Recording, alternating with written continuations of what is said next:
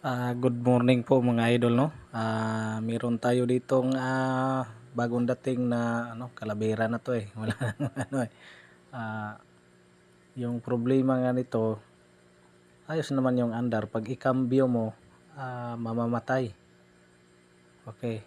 Yung sanhi dito ay kalimitan 'pag ganito, 'pag kinakambyo mo ay mamamatay, yung kalimitan dito ay lining. Pero tinanong ko yung may-ari, sabi daw niya, inano na ito yung wire, battery operated na po to. Ayan.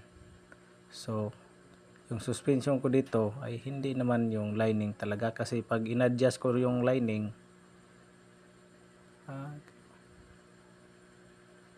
hindi naman sa lahat ng ganyan ay lining na. Meron din sa wiring niyan. Ayan, binubuklat ko na yung CDI. Kasi naka-battery operated na to. Ayan. Kita nyo? Ayan. Yan ang sanhi. Bakit mamamatay siya pag ikambyo? Ayan, papalitan natin yan ng bago.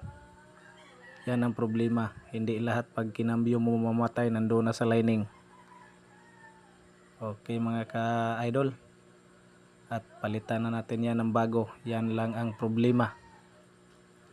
So, sa mga baguhan dyan, lalo na sa mga lahat ng mga motorista dyan at sa mga baguhang mekaniko, sana nakatulong sa inyo to. At salamat sa panonood. God bless. Paki-share at paki-like and comment sa ating video para updated kayo sa sunod na video na i-upload natin. Maraming salamat po.